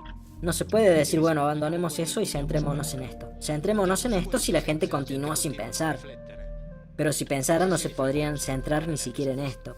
Lo que no quiere decir que eso que está escrito ahí, o sea, lo que dice Joshua Ben Yosef, no sea que entre otras cosas nosotros lo llamamos Jesús, pero deberíamos llamarlo Josué, como yo lo llamo en mi libro, porque él se llamaba Josué, como todos los otros Josué de la Biblia. Pero si lo llamamos Jesús... Hablando a mí me hoy por parece que esa fuera él, pero piedra no, tan se llamaba preciada. Josué, y se acabó. Jesús es la latinización, pero a todos los demás los llamamos Es una Josué piedra y a muy él casualmente lo llamaba preciada. Jesús. No, él se lo llamaba Josué como todos los demás. Así que si este Josué existió, Mi hermano no se encuentra por yo, ningún lado. digamos ¿Quién así, sabe dónde estarán? estoy entre los que piensan que puede ser que haya existido, pero no hay ninguna prueba histórica, que quede claro. Por eso digo que ¿Dónde? estoy entre aquellos que piensan que puede haber Pues- existido. ah, Porque hola. incluso los llamados autores romanos que hablan de tío, ese se grupo están no despidiendo! hablan de los cristianos, es decir, de una secta que tenía como jefe a uno que llamaban el Cristo. Pero cuando Tácito habla de esta secta, él la llama superstición, lo que quiere decir que él es el primero que pensaba que no existió, porque de otra forma no lo hubiera definido como superstición, por lo que no hay ninguna prueba histórica. Muy buenos Pero yo estoy trabajos. entre aquellos que tienden a pensar que ese rabino judío, judeo-mesiánico, Son trabajos antirromano, especiales. sí existió. Después sobre eso se construyó, gracias al Bueno, pensamiento mayor, esta griego, piedra, platónico y neoplatónico, particularmente la conocida figura una piedra crística. importante. Y para construir la figura crística Va a la tocar conectaron meternos con por un otro Dios lado Padre y- del Antiguo y- Testamento, donde no es y mencionado, coger más de esa y le dieron piedra. como justificación al pecado original que no existe. Sí. Por lo tanto, la figura crística no tiene razón de ser. Son trabajos especiales. Yo, en el libro que escribí para Mondadori, dije al principio que yo había hecho Precisamente un después de que termine de análisis hacer lo que paralelo. estoy haciendo, Acá en este voy libro, a la hacer lo que Biblia tú no habla estás de Dios, haciendo. está la primera parte. En el otro libro que salió hace una semana y que esta noche ya lo tenemos acá terminado, o al menos ya están terminadas todas las copias que me mandó Mondadori, y utilizo la misma técnica, e hice un análisis paralelo entre el Antiguo Testamento y los textos griegos. Principalmente lo hice con Homero, para mostrar cómo es que relatan exactamente la misma historia. Tengo. Es decir, que hablan exactamente de los mismos individuos, a los cuales la Biblia llama Elohim y que los textos griegos Toca llaman dormir. Teón. Y a los que en la India llaman los Devas y que en Estados Unidos, en América los llamaban los Viracocha, pero son siempre los mismos. Siempre tienen las mismas características físicas, las mismas actitudes, las mismas necesidades neurofisiológicas, se movilizan de la misma forma, usan la misma tecnología, etcétera, etcétera, etcétera. Entre otras cosas, este libro ha pasado bueno, ya no me acuerdo bien, pero dicen que pasó a ser un bestseller después de que tuvieron que hacer muchas más reimpresiones, cosa que yo no sabía. Así que ahí comencé lo que después continué en el otro libro. Repito que fue publicado hace unos días atrás. Precisamente para mostrar cómo los pueblos antiguos contaron todos en realidad la misma historia. Y si se aplicase a la Ilíada y a la Odisea la misma metodología, es decir, la misma categoría exegética y filológica que se le aplicaron a la Biblia, podríamos crear el monoteísmo homérico. Pero por fortuna nunca se le ocurrió hacer algo como eso a un teólogo, porque de lo contrario estaríamos acá ahora discutiendo sobre la teología homérica. Pero por suerte no se le ocurrió eso a ninguno, por lo cual nos limitamos a hablar de la teología bíblica, pero las historias son iguales. Y lo interesante es que si nosotros agarramos una cosa de la que ya nadie habla, porque obviamente en ese momento, después del concilio de Nicea, cuando había un poco más de 40 o 50 cristianismos diferentes que eran predicados originalmente, y Constantino reunió varios representantes en Nicea y les dijo: ahora ustedes van a salir de acá con uno solo. A todos los demás los tiramos a la basura y los hacemos desaparecer. O sea, definan ustedes una verdad. No me importa cuál sea, elíjanla ustedes. Y a todas las demás las vamos a declarar heréticas y las vamos a hacer desaparecer. Y por votación eligieron la que creemos ahora, es decir, la que se enseña. Y si en la votación se hubiera elegido otra, ahora creeríamos en otra cosa, pero eligieron esta. Solo va lleno de vidrio. Después de lo cual, Yo todo voy a eso poner que esta hacían y piedra decían acá. los primeros cristianos, obviamente, se fue buscando hacerlo desaparecer. Después, por suerte, escribieron libros, como por ejemplo los de Celso. Esto fue en el siglo II después de Cristo. Y es cierto, Celso fue después declarado uno de los herejes. Y también, por ejemplo, los de Justino Mártir, que por el contrario fue declarado santo y es uno de los padres de la Iglesia. Y ahora escuchen lo que dice Celso. En su libro llamado El verdadero discurso, en el capítulo 5, estamos en el siglo II después de Cristo, por lo que habla de las varias creencias de los cristianos. Dice: bien, dejemos afuera todos los puntos que se pudieran refutar al que llaman su maestro, y considerémoslo un auténtico mensajero. Ahora bien, ¿fue él el primero y el único en venir o algún otro vino antes que él? Si intentan, está hablando de los cristianos, si intentan afirmar que es el único, ahí se los puede atrapar en una flagrante mentira y contradicción, porque afirman tajantemente que también vinieron otros, alrededor de un número de 60 o 70 por vez. ¿Entendieron? Y dicen también que sobre su propia tumba vino uno, o según otra versión dos, y le dijeron a las mujeres que había resucitado. El Hijo de Dios, al parecer, no era capaz de abrir solo la tumba y necesitaba que otros movieran la piedra. Esto está clarísimo, lo dice en los evangelios. Otro de estos mensajeros se le presentó al carpintero cuando quedó embarazada María, después les cuento algo curioso sobre eso, y otro más para hacerlos huir a Egipto. Él está bien lejos de ser el único que se dice que vino a visitar al género humano. Siglo II después de Cristo. Los cristianos decían que estos sujetos venían en grupos de 60 y también de 70 por vez. O sea, todo esto de acá se hizo desaparecer porque eligieron la verdad que dice que ese es el único Hijo de Dios y eso es lo que tenemos que creer. Pero los primeros cristianos no creían eso.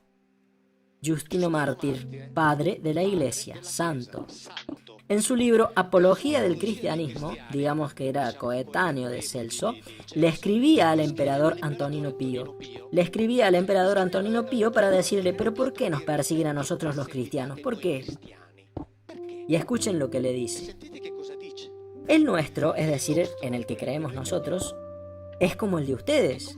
Usted sabe de hecho de la cantidad de hijos de Zeus que se habla en las escrituras suyas, y que son como los del nuestro. Hermes, que es el intérprete de Logos, Asclepio, que curaba, Heracles. Después, alguno intentará reprobar el hecho de que fue crucificado, aunque también esto es algo común entre los hijos de Zeus, que nombré al principio. Después, el que digamos que nació de una virgen, aunque esto también sea para vosotros algo común con la historia de Perseo. Cuando afirmamos que él sanó a cojos y paralíticos, todo esto es igual a lo que hacía vuestro Asclepio. O sea que el padre de la iglesia, santo, dice, ¿pero por qué se la agarran con nosotros? Porque seguimos a uno que sea exactamente igual a esos que siguen ustedes. No hay ninguna diferencia y esto es recontra evidente. Y lo dice un padre de la iglesia. Dice, ¿pero por qué se la agarran con nosotros? El nuestro es como el de ustedes. Igual, no hay ninguna diferencia. ¿Entienden? Después llega el concilio de Nicea, después el de Constantinopla, y a partir de ahí nosotros tenemos el credo niceo-constantinoplano, el que dice yo creo en Dios, Padre omnipotente, creador del cielo. Toda una cosa que se inventaron ahí, porque antes de eso no existía, en grupos de 60 o 70. Tenemos también la bella historia de María, que recibe la visita de Gabriel. Ahora bien, Gabriel es una palabra en hebreo que no es un nombre. Es un término funcional, significa Geber, es decir, uno que ejerce el poder en representación de un él. Él es el singular de la palabra Elohim, sintetizando, la que indica a los poderosos, es decir, a aquellos que tienen el control. Así que el Geber de un él, que en hebreo se llama, como la palabra suena, Geber de un él, la transforman en Gabriel, cambiando el largo de las vocales, etc. Se transforma en Gabriel, es decir que un Gabriel se encuentra con María y ella queda embarazada sin haber estado con un hombre. Este tipo de cosas en el Antiguo Testamento se cuentan muchas veces, es decir que muchos visitaban a las mujeres de la familia abrahámica y después de que ellos las visitaban, ellas quedaban embarazadas. Esta historia de acá se repite constantemente en el Antiguo Testamento, pero atención, en los textos coetáneos es decir, paralelos a los evangelios, se cuenta, por ejemplo, el hecho de que José tenía miedo de que María hubiera sido engañada por alguien que se hizo pasar por otro. Ahora bien, esto que cuento en los evangelios canónicos obviamente fue borrado, porque José debe ser uno que aceptó la voluntad de Dios. Y no fue así. Él pensaba y decía, pero si fue así, ella debe ser lapidada. Y así que se le presentaba toda una serie de problemas porque tenía miedo de que alguno se hubiera hecho pasar por otro. Entonces, así que, ¿cómo decirlo? La historia es diferente a la que siempre nos han contado. Che ci viene raccontata, no? Porque un Geberdunel, un Gabriel, por ejemplo, se le presenta a Daniel. Daniele, Daniel, ustedes ya saben, el profeta. Y acá pasa una cosa curiosa. Cuando Daniel lo ve llegar, arrivare, dice, vi llegar un Ish. Como expliqué al principio, vi llegar un personaje masculino. Y en la Biblia que tienen en su casa, in casa, está escrito que llegó volando rápidamente. En hebreo, ebraico, Hai token descanso. en el diccionario de hebreo, di ebraico, en el diccionario de etimología, este es un diccionario italiano, este es un Encuentran diccionario navajillas. inglés, es un diccionario de etimología inglesa, Ah, donde se imagínate. cita ese mismo versículo, se traduce exactamente, para que vean que no soy yo el que lo traduce así, se traduce exactamente lo que dice en hebreo. Llegó muy cansado. fortemente affaticato. En la Biblia que tienen en su casa está escrito, llegó volando rápidamente. Porque como Gabriel es considerado un ángel, y los ángeles pueden llegar volando rápidamente, pero Gabriel no es un ángel, por lo que llega cansado. Así está escrito, y lo dice acá, ¿eh? Acá está, È qui, acá. è qui. No les estoy mostrando la traducción mía, estoy manteniendo mi compromiso. Está acá, acá está lo que dicen los diccionarios para que lo puedan ver las veces que quieran. Y están comparados con las fotocopias de las páginas. Así que un Ish visita, un individuo masculino visita a María y ella queda embarazada sin haber conocido un Adam. Es decir, sin haber conocido uno perteneciente a la especie de los Adam. Así que es probable que el Espíritu Santo sea el que entró por donde hay que entrar, ¿no?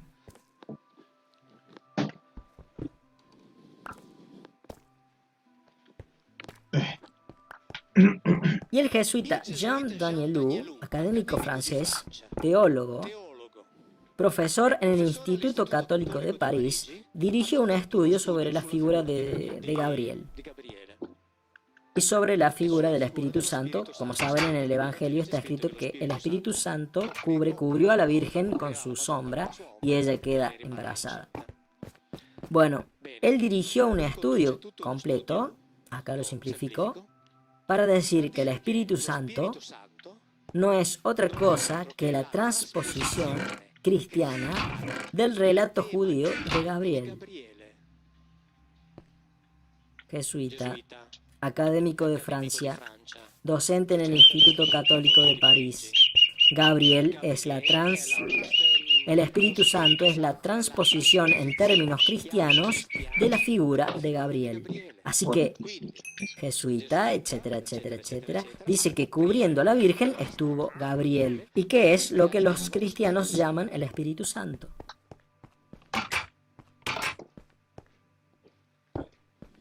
Cuando Gabriel va a visitar a la Virgen, en griego le dice Jaire, que caritomene. Caritomene, Ave llena de gracia, alégrate llena de gracia. grazie.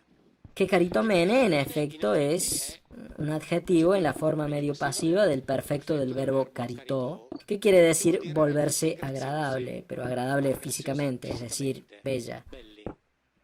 Así que su saludo podría haber sido alégrate tú que te has vuelto bella. Porque ese es el significado literal del verbo caritó, Caritò. que sería como decir hola linda. Gnocca. En el sentido de que Penso che en el libro 6 del Génesis está escrito que los hijos masculinos de los Elohim vieron que las hijas de los Adán eran bellas belle y que tomaron como esposas a todas las que quisieron. Así que el hecho de que elijan mujeres bellas empieza en el comienzo de la Biblia. Así que esto sería coherente con el resto del relato bíblico. Digo sería porque yo no sé si las cosas pasaron así. Obviamente, yo no sé, no tengo pruebas. le prove. Hago siempre de cuenta que es verdad eso que está escrito. Y veo si eso que está escrito tiene alguna coherencia. Que no quiere decir que sea la verdad, porque la verdad no me pertenece, pero es coherente. A estas las elegimos bellas para hacer lo que tenemos que hacer, y Gabriel parece decirle, alégrate tú que te has vuelto bella. Fatta bella. Y si Gabriel es, como dice el jesuita, la transposición, si el Espíritu Santo es la transposición cristiana de Gabriel, es decir, un ish, un individuo masculino, entonces en el Evangelio está escrito que un individuo masculino, cumpliendo las funciones de un Gabriel, cubrió a María y ella quedó embarazada. Repito, no sé si es verdad, pero es coherente. Habiendo dicho esto, hagan lo que quieran.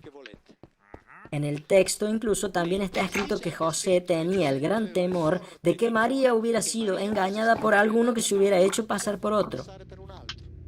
En resumen, es muy probable que toda esta historia vaya a ser reescrita. Pero ahora le pregunto a los organizadores porque creo que quieren mostrarles una cosa. Así que volvemos en un rato. En uno de los foros donde hay muchos que no me quieren, y yo los entiendo, porque bueno, esto que tengo acá es de un foro de hebreo, un foro importante, se llama Asesoramiento Hebreo. Ahí escribieron: es cierto, Biglino defiende la tesis de que la Biblia no habla de Dios. Aclaro que acá escriben exégetas judíos nada más, ¿eh? Sin embargo, existe la plausibilidad de que algunos textos bíblicos en su origen no hayan tenido a Dios como protagonista en el sentido estricto de la palabra. Estos escritos se siguieron usando y por esto se conservaron, de lo contrario se hubieran perdido, y por eso fueron conservados por aquellos que sí querían hablar de Dios. Estos textos fueron después muchas veces reescritos, repasados, revisados y corregidos por aquellos que estaban interesados en hablar de Dios, y después fueron también interpretados de diversas maneras por aquellos que querían hablar de Dios. En otras palabras, la Biblia es el testimonio y el fruto de una larga búsqueda de Dios que todavía no ha terminado. Esta búsqueda no ha sido nunca unívoca, uniforme, pacífica y privada de errores. La historia da testimonio de una búsqueda totalmente variada, a veces equivocada, multiforme, violenta y llena de pasos en falso. Yo diría que siempre. Es decir, la Biblia es un libro que fue usado por aquellos que querían hablar de Dios. No es el libro que inspiró Dios para hablarnos a nosotros de sí mismo. Es una contra completamente... Fue tergiversado. Y yo estoy de acuerdo con eso. La Biblia fue usada por los teólogos que querían hablar de Dios y que eligieron ese libro. Y esto es algo muy significativo, muy significativo. Yo hablé al principio de las traducciones. Vimos al principio, por ejemplo, tenemos a Daniel que ve llegar un ish, es decir, que ve llegar a Gabriel, que llega volando rápidamente, cuando en realidad después en el diccionario vemos que está escrito que este sujeto llega sintiéndose con mucho cansancio. Hay otro relato en el libro de Jueces, en el capítulo 6 del libro de Jueces, cuando uno de estos considerados ángeles, que en hebreo son llamados Malakim, se encuentra con Gedeón. Digamos, hacen una serie de cosas, después de lo cual, entre otras cosas, en ese momento él le dice a Gedeón: quédate tranquilo que no te voy a matar, porque encontrarse con uno de estos ángeles no era muy agradable. Había siempre una posibilidad de ser asesinados por estos ángeles. Estos eran los ángeles, ¿eh? Así que el ángel le dice, lo ve preocupado y le dice: quédate tranquilo que por esta vez, aunque me hayas visto, no te voy a matar. Así que hacen una serie de cosas, hablan, etcétera, y después el ángel le dice: prepárame comida. Así que Gedeón se vuelve a su casa y el ángel se queda esperando. Gedeón le prepara carne hervida, hace un estofado, vuelve con la carne y el estofado, y el ángel le dice que ponga todo sobre una piedra y después de eso, con un objeto cilíndrico, le prende fuego. Así que quema la carne lo mismo que al estofado. Después de lo cual, en todas las Biblias, que allá el máster tiene una Biblia, se le pueden pedir prestada a leerlo, en el capítulo 6 de Jueces, en el versículo 21, Jueces 6, versículo 21, ¿qué es lo que está escrito? ¿Lo podemos leer? Allá está el micrófono, arriba.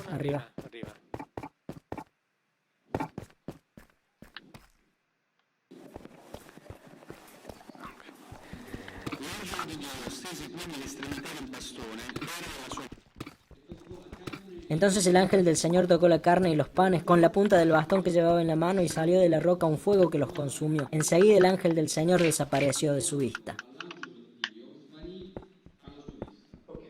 Ok, dice que desapareció de su vista. Si ustedes tienen una Biblia en su casa y lo buscan, pueden encontrar se desvaneció, se evaporó, desapareció, etcétera, etcétera, etcétera. En hebreo está escrito: se fue caminando.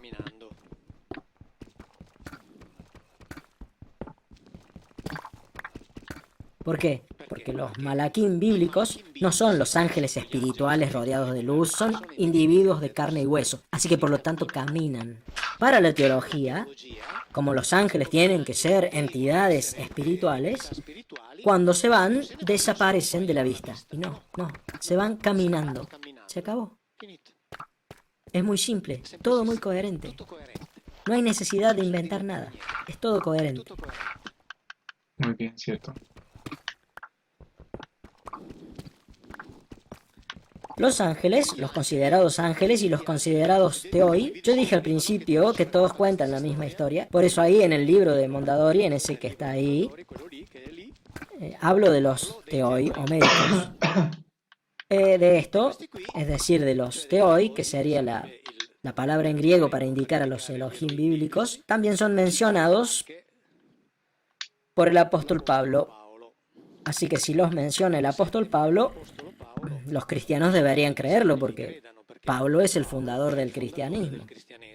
En la primera letra a los Corintios, en el capítulo 8, Pablo dice: es verdad que algunos son considerados dioses, sea en el cielo o en la tierra. De hecho, hay una cantidad de dioses y una cantidad de señores. Como, de hecho, hay muchos dioses y muchos señores. Pero para nosotros no hay más que un solo Dios. Como, de hecho, hay otros. Pero para nosotros solamente cuenta uno. Esto, según las palabras usadas por la gente que sabe, no se llama monoteísmo, se llama monolatría. Monolatría quiere decir que saben de la existencia de muchas, llamémoslo así, divinidades, pero eligen una y adoran solamente a esa. Punto. Pablo era un monólatra, no un monoteísta. Lo dice acá. Como de hecho hay muchos. Hay muchos. Y si lo dice Pablo, los cristianos deberían creerlo. Necesariamente es el fundador del cristianismo. Y dice otra cosa más Pablo en otra carta, que me acordé ahora. Les dijo, hablando de este tema, es decir, de los considerados ángeles. ¿Qué página era que no me acuerdo?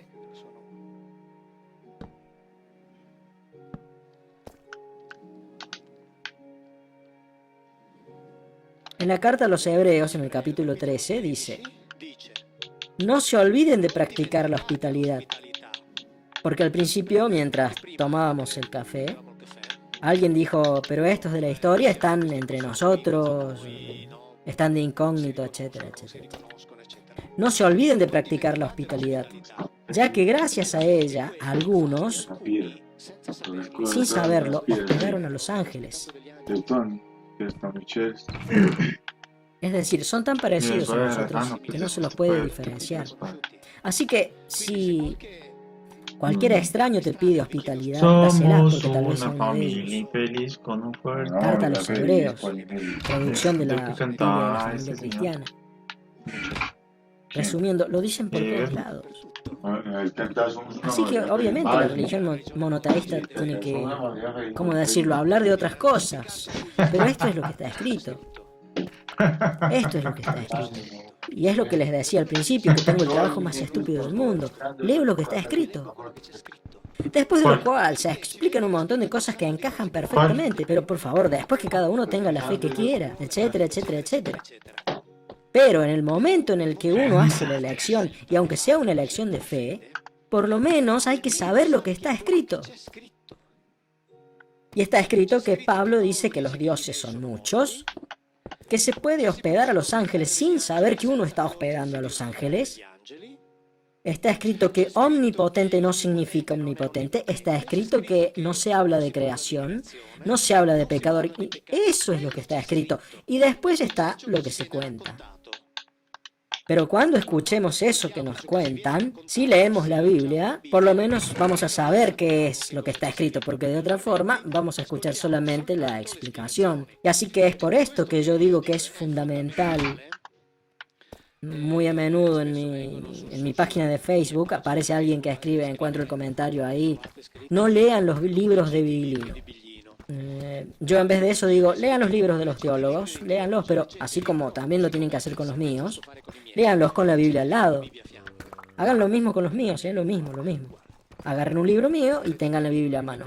De la misma manera, ya está. Lo mismo cuando yo cite un versículo, ustedes vayan y búsquenlo en la Biblia, pero hagan lo mismo con los libros de los teólogos. Y después de lo cual, elijan ustedes. Pero lo importante es que cuando se lea una explicación, no es casualidad que yo en mis libros ponga el versículo en hebreo con su traducción. Pero después, repito, vayan y verifiquen, no se confíen. Pero háganlo también con los libros de teología, porque de otra manera uno corre el riesgo de leer la explicación sin saber qué es lo que está escrito verdaderamente en el texto sobre la cual esa explicación fue elaborada. Y eso es un gran error.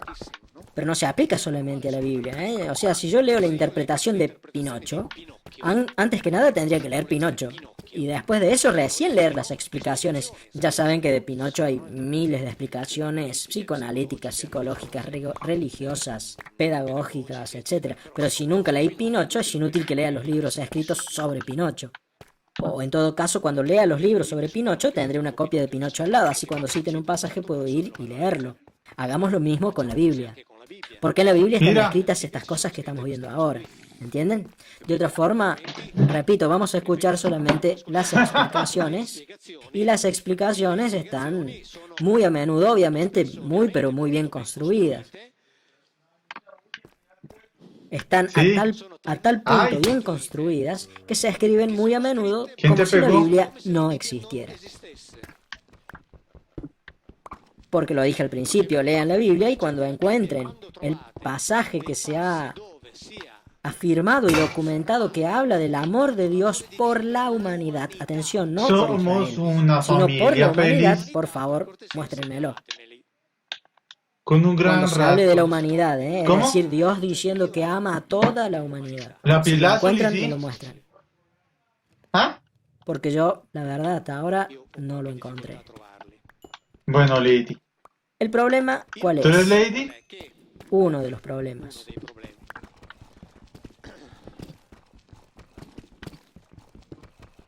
Es este.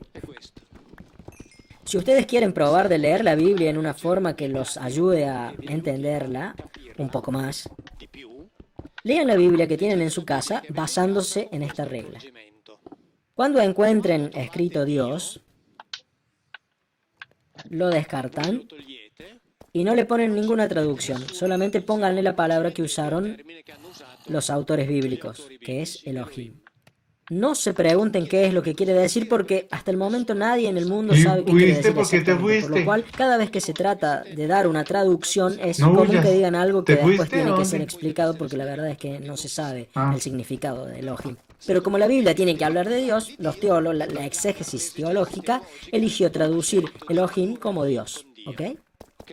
Cuando encuentren Vámonos, Altísimo, vámonos. lo descartan y lo cambian por ¿Y la no le palabra en pusiste hebreo, escaleras a esto o que es qué? Elión, que en hebreo significa el que está por encima. Cuando encuentren Señor, porque está siempre así, Ah. Señor o Eterno, lo reemplazan por Yahvé, que es exactamente la palabra que está en la Es una Biblia piedra andariega. cada vez que en italiano aparece el Señor o el Eterno. Y aunque ¿Cierto? estas sean dos traducciones que no tienen nada que ver con un Ay, eventual ay. posible significado de este nombre, que no se sabe cuál ¿Ah? es. Tanto es así que No en el tengo estudio en el sed. libro de los rabinos que les mostré al principio hay algunos que además plantean la hipótesis de que Yahvé sea la transposición de la Sí, tengo que terminar de hacer esa construcción de exclamación ahí. que y ya. pronunciaban cuando lo veían llegar. Ahí viene, en hebreo. ¿Lo van entendiendo? Lo escribieron los rabinos a eso. ¿Dónde fue que Es yo decir, puse el lo de nombre los vendría del virus? sonido, la expresión ahí viene. Aquí está.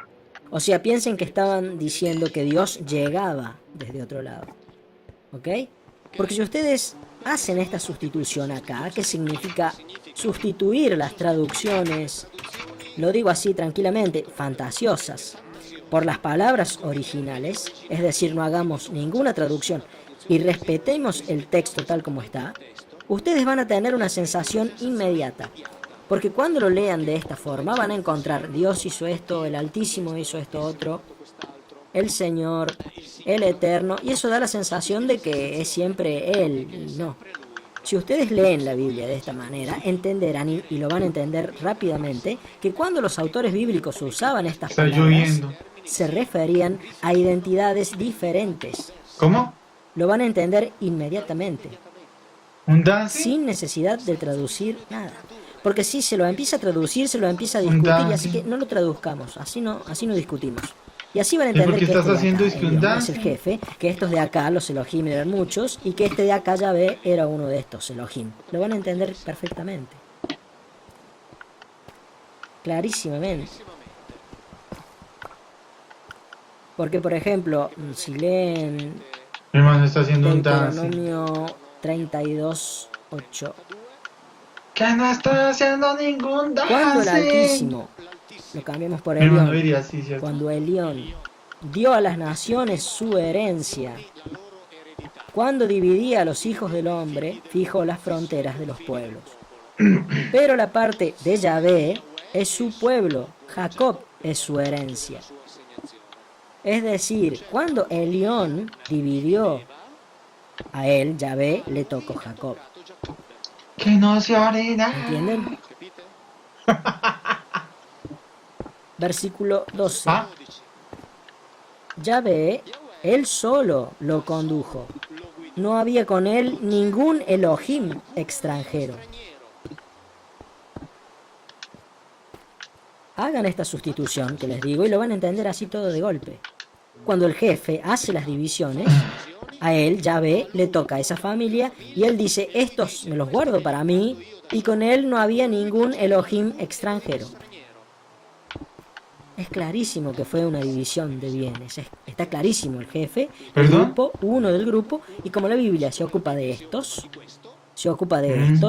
se dice ¿y eso? a quién le correspondía. Mejor dicho, se dice quién le fue asignado a este sujeto Yahvé, y fue Jacob. Muy Y después bien. dice que lo hizo todo él solo. Esta historia de En la acá, Florida. de la división, ya lo contaba incluso Platón, tienen que saberlo en el Critón y en el Timeo, donde dice incluso que el jefe, o sea, estos se dividieron, se repartieron los pueblos, y Platón dice que en algunos casos, algunos de ellos gobernaban de a dos, por afinidad entre ellos, por cómo decirlo, por objetivos comunes.